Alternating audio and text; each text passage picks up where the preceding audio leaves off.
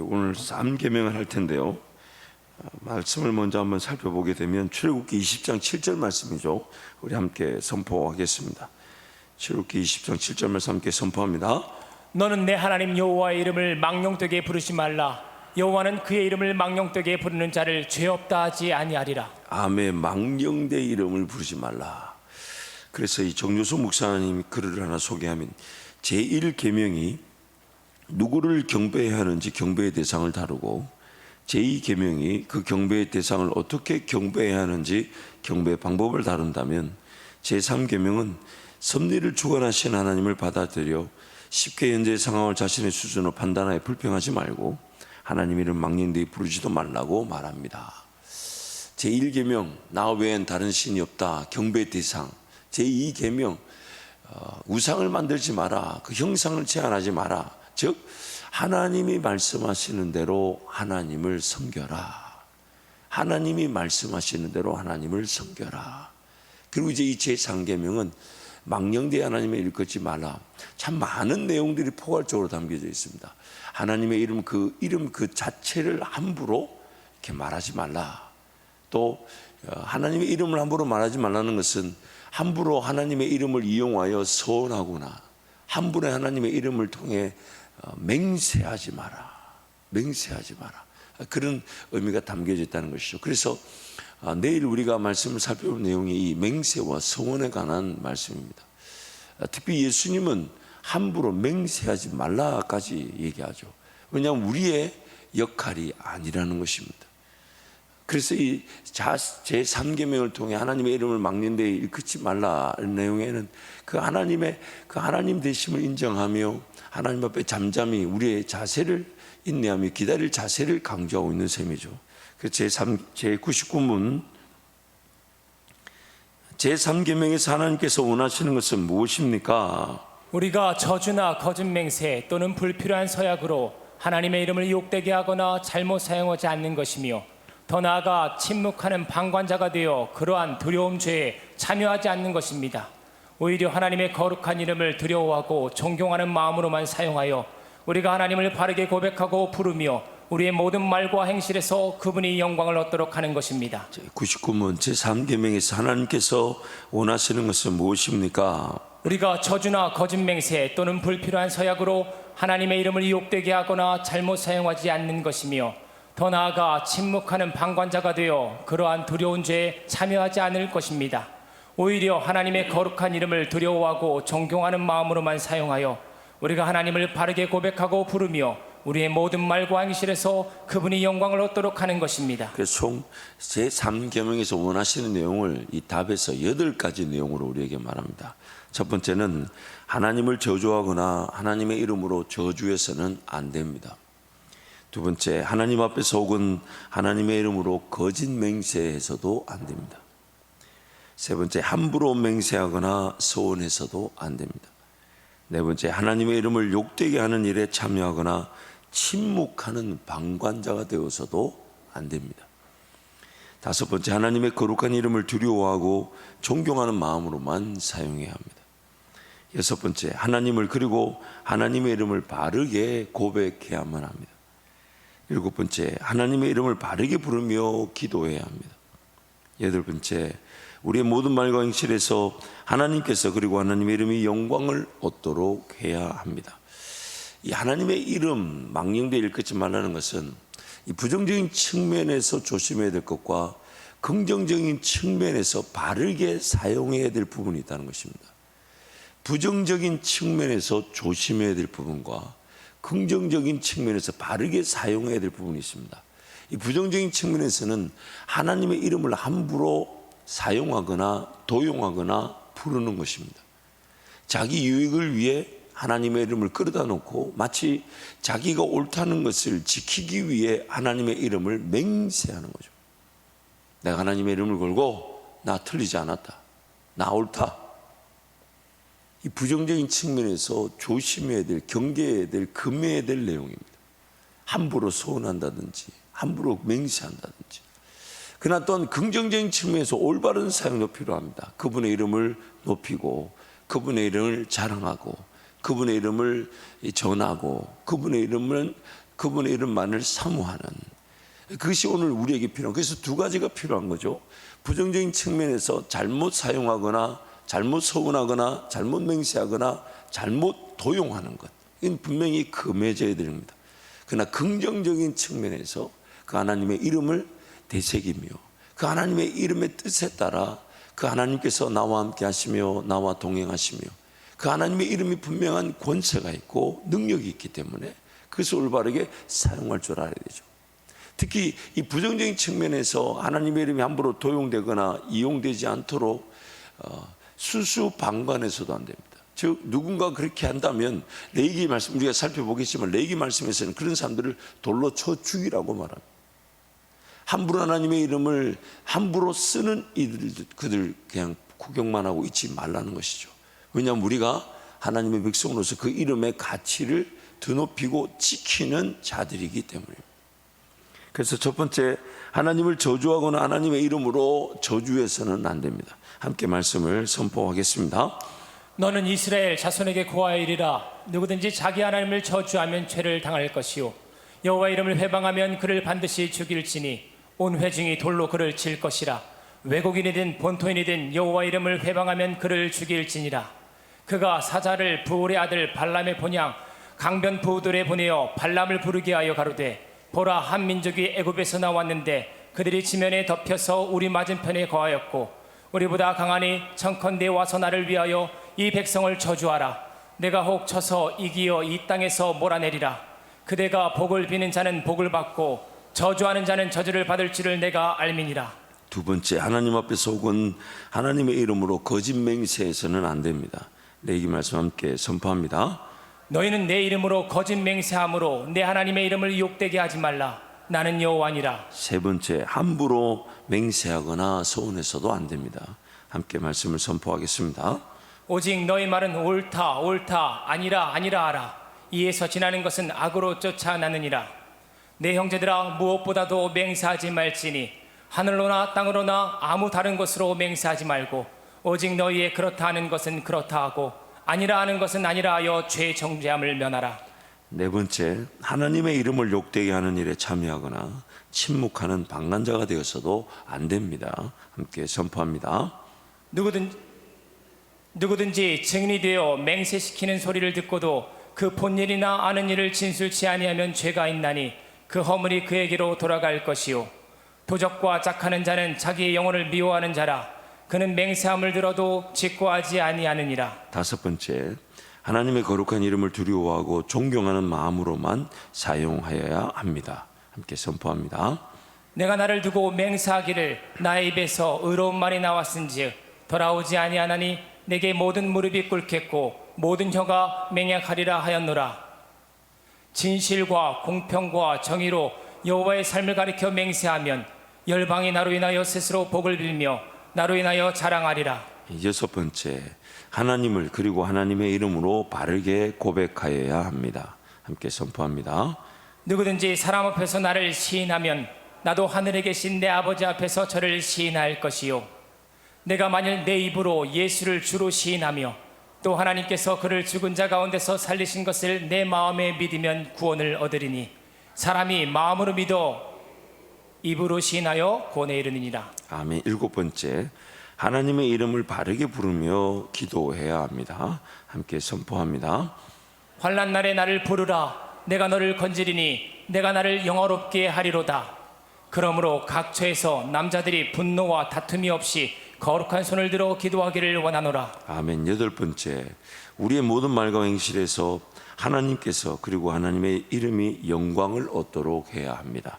함께 말씀을 선포합니다. 기록된 바와 같이 하나님의 이름이 너희로 인하여 이방인 중에서 모독을 받는도다. 무릇 더러운 말은 너희 입 밖에도 내지 말고 오직 덕을 세우는 데 소용되는 대로 선한 말을 하여 듣는 자들에게 은혜를 끼치게 하라. 또 무엇을 하든지 말에나 일에나 다 주 예수의 이름으로 하고 그를 힘입어 하나님 아버지께 감사하라. 무릇 멍에 아래 있는 종들은 자기 상전들을 범사에 마땅히 공경할 자로 알지니 이는 하나님의 이름과 교훈으로 회방을 받지 않게 하려 함이라. 아멘. 그래서 하나님의 이름이 망령되이 일컫는 것은 구체적으로 어떤 행위인가, 제가 그 개혁주의 학술론에 좋은 내용이 있어서 몇 가지 좀 정리해 봤습니다. 첫 번째는 확실하고도 정당한 목적 없이 하나님의 이름을 부르는 경우 이 망령되이 일컫는 것이라는 거죠. 하나님의 영광과 이웃의 영적 유익을 위한 선한 목적 없이 영광과 위엄으로 충만한 그 높고도 거룩한 이름을 가벼운 입술로 되이 부르는 것은 하나님께 대한 모독일 수밖에 없다. 그래서 구약 이스라엘 백성들, 지금도 유대인들은 그 하나님이라는 이름 그 단어 자체를 쓰지 않습니다. 다른 이름, 즉 아도나이, 야훼 이런 하나님의 그 속성을 드러내는 그 이름들을 쓰지 여호와 하나님 이런 말 직접적으로 쓰지 않죠. 하나님의 이름을 망령되이 일컬을까봐 그렇게 그들은 조심하는 것이죠. 그래서 이 서구 사회에서는 오 나의 하나님, 이 무슨 말인지 아실 거예요. 영화를 가끔씩 보다 보면 이런 영어 단어 쓰잖아요, 그렇죠? 또 예수 그리스도 이렇게 이제 번역을 하다 보는데 이게 이 서구 사회에서는 마치 우리나라 말로 옮기자면 오 신이시오, 세상에 이를 수가 이런 단어로 번역될 수 있다는 겁니다. 그래서 이런 경우도 하나님과 예수 그리스도라는 단어를 사용하지만 하나님에 대한 신뢰나 존경 없이 오히려 경멸과 경시의 의미로 쓰이고 있으니 신자들은 피해야 된다. 그래서 이 종종 이제 외국 사람들 페이스북이나 이런 인터넷상에 보면 OMG 이렇게 쓸 때가 있어요. 이게 이제 Oh my God 이렇게 줄여서 쓰는 거죠. 그러니까 그런 하나님 그분의 이름을 찬양하거나 높이거나 그분을 올바르게 표현하는 기회가 아니면 내가 힘들 때, 내가 어릴 때 순간 나도 모르게 내 입에서 툭 내뱉는 말로 그렇게 써서는 안 된다, 그런 뜻이죠.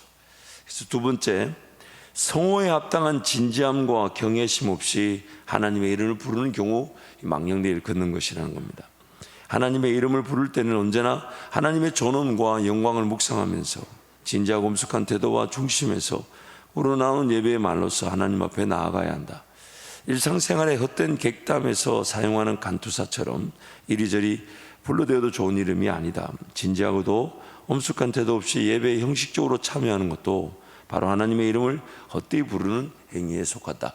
물론 신앙이 아직 어리고 또 연약하다 보니까 예배 자리에 나올 때 어떤 사모함이나 간절함 없이 그러나 와주는 그런 시간도 감사할 수가 있지만 그러나 하나님을 하나님답게 고백하며 만난다면 정말 그 예배에 대한 사모함, 또 하나님께서 오늘 영이시니까 참 제가 아이들베리 요림답을 이렇게 쭉 살펴보면서 오늘 이 시대 때 우리에게 좀 이런 것들은 좀 필요하다. 그때 당시에는 좀 지나쳤지만 이 할데베리 요림답이 쓰여졌던 시대 상황에는 그런 어떤 예배 행위가 너무 지나쳤지만 오늘 우리한테는 좀 필요한 게 있는 것 같아요. 그게 뭐냐면 좀 경건한 의식과 예식으로서의 예배입니다. 내가 하나님을 부르고 또 하나님의 이름을 찬양하며 또 하나님의 이 말씀을 듣는 것은 인간적인 어떤 지적, 정적, 의지적 요소에서 내가 할 수 있는 수준에 머물러서는 안 되죠. 하나님께서 어떻게 임재하실까? 하나님 어떻게 만들어주실까? 하나님 어떻게 나에게 화답하실까? 하나님 나에게 어떻게 임하실까? 나에게 어떻게 그 하나님의 하나님 되심을 나타내실까? 그런 어떤 영적인 임재, 실제적인 임재, 그 능력의 임재, 권세의 임재, 이런 사모하면 우리의 예배도 사실 하나님의 이름을 망령되이 일컫는 것입니다. 그래서 우리가 예배를 드릴 때마다 내가 할 수 있는 것, 그 지극히 마땅한 것입니다. 그것도 하나님의 은혜지만은 하나님 그분께서 오늘 나에게 이 예배 가운데 어떻게 임하실까? 내 안에 계신 성령 하나님은 오늘 예배를 통해 나에게 어떻게 만나 주실까? 어떻게 다가오실까? 그것을 우리는 총체적인 영적인 환경이라고 합니다. 나의 지적, 정적 혹은 의지적 그런 요소들을 통하여 하나님을 경배하지만 또한 그 지적, 정적, 의지적 요소들이 하나님을 만나는 또 도구가 되지만 그 이상의 영적인 은혜가 있다. 영적인 은혜가 있다. 참 우리가 모르는 게 뭐냐면 내가 이만큼 구별하여 시간이든 물질이든 혹은 마음이든 정성이든 뜻이든 목숨이든 그것을 구별해 하나님께 드릴 때에 그 드리는 그 가치가 얼마나 크고 놀라운지를 우리가 모른다는 거죠. 왜? 내가 할 수 있는 일이니까. 사실 그것도 하나님 은혜가 아니면 그만큼 목숨과 뜻과 마음과 정성을 다 하지 못했을 것입니다. 근데 그것을 그 마음과 정성과 뜻과 힘과 목숨을 다해 드리는 그 자체가 내가 할 수 있는 것으로 여겨지다 보니까 그 굉장한 의미가 이렇게 축소되어지거나 내가 할 수 있는 것이니까 그렇게 너무 뭐라 그럴까요? 이 가치가 없는 것처럼 여겨지게 되죠. 참 우리 이 죄인됨의 문제예요. 하나님의 은혜로 그렇게 표현할 수 있고 하나님 은혜로 그렇게 예배할 수 있게 되었고 하나님 은혜로 그렇게 섬길 수 있는 것인데 그렇게 내가 할 수 있다는 것으로 그 가치와 영향력이 너무 터부시 되고 있는 거죠. 하나님 그것을 얼마나 기뻐하실지. 마침내 내가 그렇게 헌신할 수 있게 된 것이 내가 할 수 있는 것이지만 하나님 편에서 볼 때는 엄청나게 인내하며 기다리셨다. 마침내 내가 그것을 하게 된 것인데 내가 할 수 있다는 이유로 그 가치가 이렇게 너무 경시되는 경향이 있는 것 같습니다. 그래서 오늘 우리가 예배를 드릴 때에 하나님 오늘 나에게 어떻게 만나 주실까? 저는 매일 새벽 기도할 때마다 하나님 말씀을 전하는 부담감 그것도 하나님 만져주셔야 되며 또한 우리 성도들이 예배에 올까 안 올까 그것도 하나님 만져주셔야 되지만 제일 중요한 것은 하나님 제가 예배자임을 잊지 않게 해주십시오. 제가 예배자임 말씀을 전한다는 이유로 제가 예배의 은혜를 놓치지 않게 해주십시오. 근데 너무 감사한 것은 또 여러분도 느끼겠지만 말씀을 전하는 목사만 제일 크게 은혜를 받는 것 같아요. 그건 여러분 동의가 되시는 모양이에요. 그 감사한 일이죠. 그 감사한 일이죠.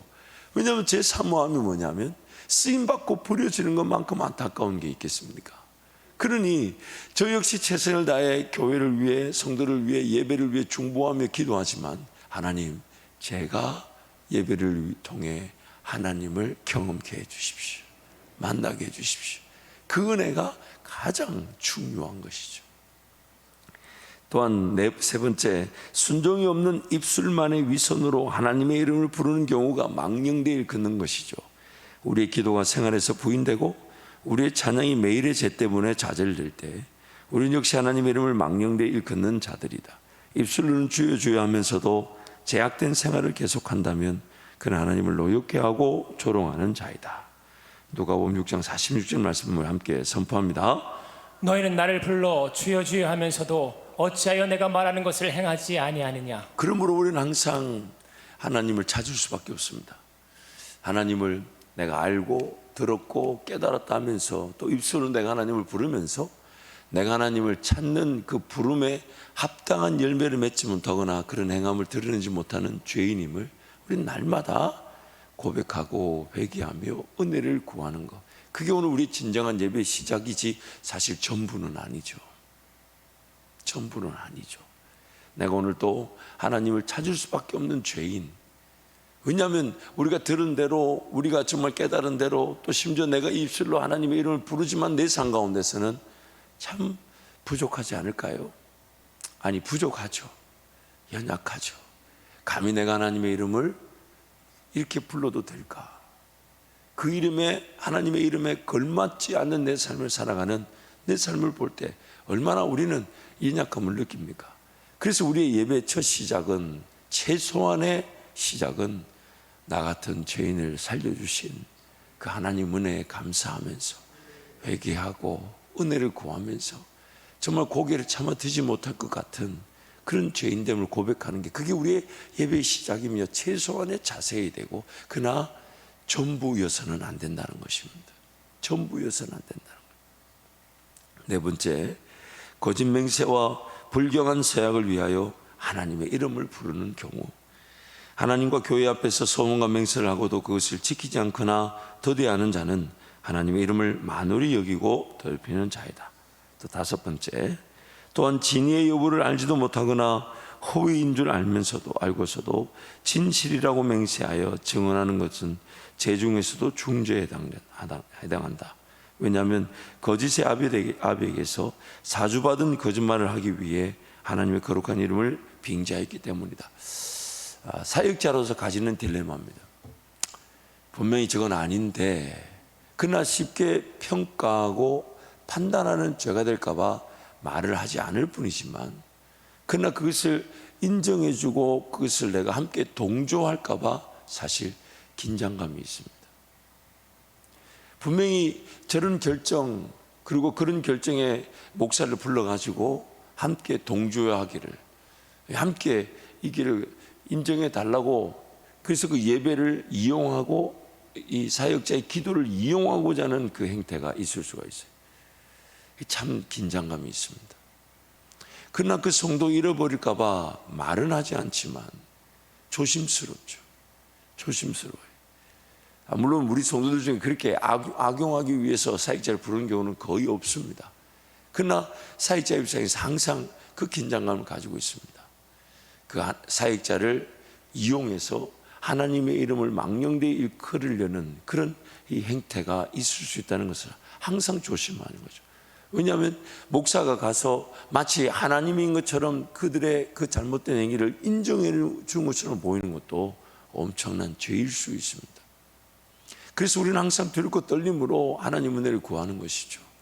또한 내 행위가 하나님 그분을 이용하려고 하는 것은 아닌가, 하나님 그분을 이용하려고 하는 것은 아닌가. 차라리 내가 죽고 차라리 좀 더 인내하는 것이 낫지, 내가 하나님을 이용하려고 하는 것은 아닌가. 늘 두렵고 떨림으로 은혜를 구하지 않으면 우리는 그 하나님의 이름을 망령되이 일컫는 일에 기어이 죄를 짓고 말게 될 것입니다.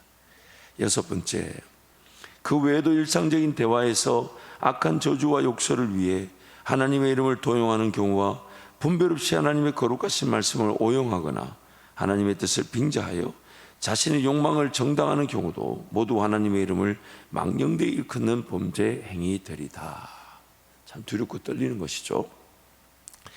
열왕기상 21장에 보면 그 나봇의 포도원을 빼앗는 그 아합의 이야기가 나옵니다. 이 아합 왕이 나봇의 포도원을 가보니까 너무 좋은 거예요. 그래서 나봇에게 포도원을 팔아라, 포도원을 팔아라. 그러니까 나봇이 포도원을 팔 마음이 없거니와 이렇게 얘기합니다. 조상 때부터 물려받은 이 기업인데 이것을 함부로 사고 파는 것도 이게 하나님의 말씀을 어기는 거 아니냐. 그래서 팔 수 없다. 그러니까 아합이 막 전전긍긍합니다. 나봇의 포도원이 너무 좋은데 나봇이 안 판다니까. 근데 이세벨이 어느 날 물어보니까 이게 세상에 자기 남편이 왕인데 그 어떤 백성의 땅 하나 저걸 못 뺏어가지고 전전긍긍한 게 이게 이 이방 여인, 이 시돈 사람의 딸이죠. 이방 여인 이세벨의 입장에서는 이게 이해가 되지 않는 거예요. 그래서 이세벨이 왕, 자기 남편 아합의 이름으로 편지를 써서 그 성읍에 보냅니다. 장로와 귀족들에게 편지를 보내기를 금식을 선포하고 나봇을 높은 자리에 앉혀라. 그런 다음에 두 불량한 사람을 섭외해가지고 이렇게 말하랍니다. 우리가 나봇이 하나님의 이름을 저주하는 것을 들었다. 하나님의 이름을 저주하는 것을 들었다. 그래서 레위기 16장과 5장 말씀 보면 하나님의 이름을 저주하는 자들이 있거들랑 그들의 머리에 손 얹고, 그러니까 가까운 데서 손 얹고 돌로 쳐서 죽이라고 나오잖아요. 그러니까 그 율법을 그대로 악용한 거죠. 그래서 성읍에 있는 그 장로들과 귀족들에게 금식 선포하고 나봇을 높은 자리에 올려놓은 다음에 두 불량자를 섭외해서 잘못 거짓 증언하게 만드는, 결국 아합과 이세벨과 그 성읍의 장로와 귀족들과 두 불량자는 하나님의 거룩한 이름을 망령되이 여겼던 것이죠. 그래서 나봇이 돌로 쳐 죽임을 당하게 됩니다. 그 기회에 아합은 그 나봇의 포도원을 빼앗게 되죠. 그는 안타깝게도 나중에 엘리야를 통해서 하나님 예언하신 대로 그 이세벨과 모든 그 거짓 맹세, 하나님의 이름 망령되이 여겼던 자들은 다 죽임을 당하게 되죠. 근데 참 재밌는 장면이 나와요. 아합은 회개합니다. 그 악한 왕도 회개하는데 하나님이 회개했다고 그 심판을 연기해 주십니다. 참 우리 하나님 알다가도 모를 뿐이에요. 근데 여러분 자세히 성경을 보면요, 므낫세 왕도 나중에 회개하니까 하나님이 용서해 주셨어요. 히스기야 다음에 최고의 악한 왕이라 하는 므낫세도, 그러니까 하나님이 원하시는 게 뭐냐면 그 심판이 연기되는 회개. 그게 오늘 우리가 누리는 은혜입니다. 우리가 누리는 은혜. 그래서 하나님은 지금도 하나님의 그 이름이 망령되이 일컫지 않기를, 그리고 그 이름에 걸맞는 삶을 살아가기를 원하시고 계십니다. 함부로 그 이름을 부르거나 이용하거나 서원하거나 맹세할 것이 아니라 하나님 그분을 섬기되 그분의 이름을 부르는 자답게 하나님을 섬기기를 원하시는 것이죠. 그래서 제 백문, 맹세나 저주로 하나님의 이름을 욕되게 하는 것은 그들이 할 수 있는 대로 그러한 죄를 막거나 금하지 못한 사람들에게까지 하나님께서 진노하실 정도로 중대한 죄입니까? 진실로 그렇습니다. 하나님의 이름을 욕되게 하는 것보다 더 크고 하나님을 진노케 하는 죄는 없습니다. 따라서 하나님께서는 이 죄를 사형으로 벌하라 명하셨습니다. 제 백문, 맹세나 저주로 하나님의 이름을 욕되게 하는 것은 그들이 할 수 있는 대로 그러한 죄를 막거나 금하지 못한 사람들에게까지 하나님께 진노하실 정도로 중대한 죄입니까? 진실로 그렇습니다.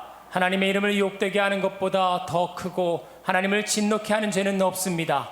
따라서 하나님께서는 이 죄를 사형으로 벌하라 명하셨습니다. 그래서 중대한 죄, 즉 하나님을 가장 크게 진노케 하는 죄, 하나님의 이름을 욕되게 하는 죄는 죽음으로 응징하게 됩니다. 레위기 24장 16절 말씀 함께 선포합니다. 여호와의 이름을 회방하면 그를 반드시 죽일지니 온 회중이 돌로 그를 칠 것이라. 외국인이든지 본토인이든지 여호와의 이름을 회방하면 그를 죽일지니라. 이런 있던 율법의 내용들 오늘 우리에게는 어떻게 적용이 되냐면, 우리도 분명히 그 여호와 이름을 함부로 망령되이 일컫는다면 그 심판, 그 죽음의 심판을 피할 수 없는 죄인들입니다. 예수님 때문에 그 심판이 면제받거나 연기가 되게 되죠. 그러나 성령 하나님이 예수 그리스도 이름을 의지하여 나왔을 때, 회개할 때 그 심판이 면제되거나 용서함 받게 하실 때 반드시 그 성령 하나님은 회개의 은혜를 주시고 회개에 합당한 열매를 맺을 수 있도록 우리를 인도해 가십니다. 그러나 만약 예수 그리스도 이름으로 회개하며 하나님께 달려나오지 않는다면 여전히 우리는 그 죄의 무게, 죄의 대가를 짊어지고 살아가야 합니다.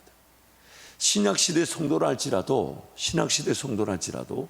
예수 그리스도로 말미암아 그런 구약식 직접적인 심판은 유보되거나 연기되거나 면제되지만, 그러나 예수 그리스도를 의지하여 회개하며 용서를 구하고 또 용서해 주지 않는다면 우리는 그 죄의 그 분명한 무게, 심판을 지고 살아가야 합니다.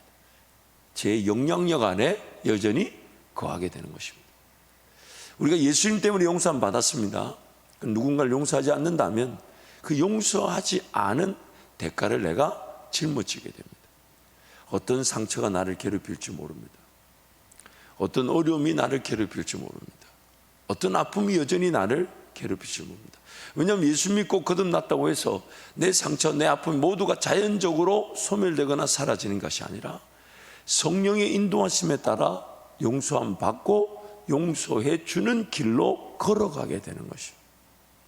그래서 오늘 이런 하나님의 이름을 망령되이 일컫는 일, 잘못된 소원들이나 거짓 맹세나 하나님의 이름을 도용하는 것은 반드시 그 죄에 대한 대가가 요구되어집니다. 그래서 우리가 하나님 앞에 달려나올 때 행여나 내가 하나님의 이름을 망령되이 부르진 않았을까, 이용하진 않았을까, 도용하진 않았을까, 거짓 맹세하진 않았을까, 잘못된 소원을 하지 않았을까. 마치 욥이 그 자녀들과 함께 예배를 드릴 때 항상 그들이 하나님의 그 이름에 걸맞지 않는 행실을 행하지는 않았을까, 하나님의 이름을 함부로 부르지 않았을까. 그 제사 예배를 드리며 하나님과 관계를 쌓았던 것처럼 오늘 우리도 항상 그렇게 우리 자신들을 돌아봐야 되죠. 내가 하나님의 이름을 부르는 자인데 그 이름을 부르는 자에 걸맞지 않는 삶을 살지는 않았을까. 나 자신 항상 돌아. 그러니까 오늘 우리의 예배는요, 우리 자신을 돌아보는 일이 굉장한 은혜인 줄 알아야 돼. 뭔가 더 기도의 제목이 응답되어져서 하나님을 만나고, 물론 그 일이 있습니다. 내가 하나님 앞에 이런 삶을 올려드리면서 하나님 이런 문제 해결해 주세요, 저런 문제 해결, 분명히 하나님 도와주십니다. 그런데 우리 자신들의 죄악됨과 죄인됨과 그로 인해서 하나님 그분을 하나님답게 섬기지 못한 모습들이 있지 않은가, 행위들이 있지 않은가, 말이 있지 않은가, 그걸 살펴보는 것이 오늘 우리가 정결해지고 순수해지고 순결해지는, 깨끗해지는 은혜가 되는 것이죠. 예수 이름 의지해서 하나님이 죄인을 용서해 주십시오. 제가 함부로 하나님 이름을 부르진 않았나요? 하나님 이름을 부른다면서 그 부르는 자다운 걸맞지 않은 삶을 살진 않았나요? 자신을 뒤돌아보고 또 행여나 내가 누군가의 잘못했으면 용서를 구할 능력을 구하고 또 누군가를 용서해 줄 수 있는 은혜를 구할 줄 아는 것, 그것이 오늘 예수 그리스도를 통해 누구든지 구원함을 받고 용서함을 받고 화목의 관계, 하나님과 화목의 관계를 누리게 되는 것입니다. 그래서 오늘 또 우리는 항상 우리 자신들을 이런 십계명 말씀을 통해 우리에게 자신들에게 적용할 때 이것이 구약의 단순히 율법으로 끝나는 것이 아니라 정말 오늘 우리 자신들을 살펴보는 기준이 되어야 되며, 무엇을 회개해야 되며 성령께서 그 회개에 합당한 열매를 어떻게 맺게 하실지 그 은혜를 사모하는 것이 오늘 율법을 올바르게 대하는 우리의 자세가 되는 것이죠. 그래서 구약의 말씀을 읽을 때마다 이스라엘 백성들과 우리는 동일한 죄인들입니다. 동일한 죄인들, 동일한 죄인들. 아니면 이렇게, 여러분이 동의가 안 되셨군, 죄송해요. 더 제가 이렇게 얘기할게요. 더 악한 죄인들. 우리는 더 왜냐하면 세월이 가면 갈수록 더 선해질까요? 더 악해질까요? 세월이 가면 갈수록 더 어두워진다고 성경이 말하면 우리는 구약의 이스라엘 백성들에 비하면 우리는 더 악한 죄인들이라 해도 틀린 말이 아니죠.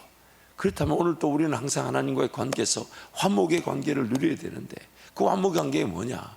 구약의 율법에 비추어 볼 때 내가 이렇게 죄를 범하지 않았을까? 이런 죄에 갇혀 있지는 않았을까?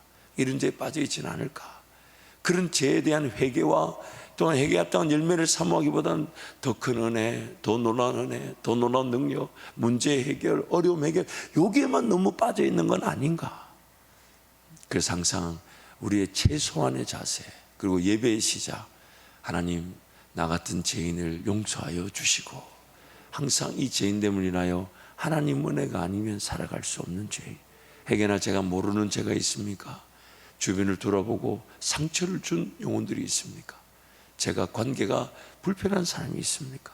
하나님 이 죄인을 용서하시고 용서함 받게 하시고 용서해 주게 하셔서 하나님과 화목된 관계를 누리며 살게 해 주십시오. 그것이 오늘 우리의 예배의 최소한의 자세, 그러나 전부여서는 안 되는 기도의 제목인 것입니다. 우리 함께 찬송하겠습니다.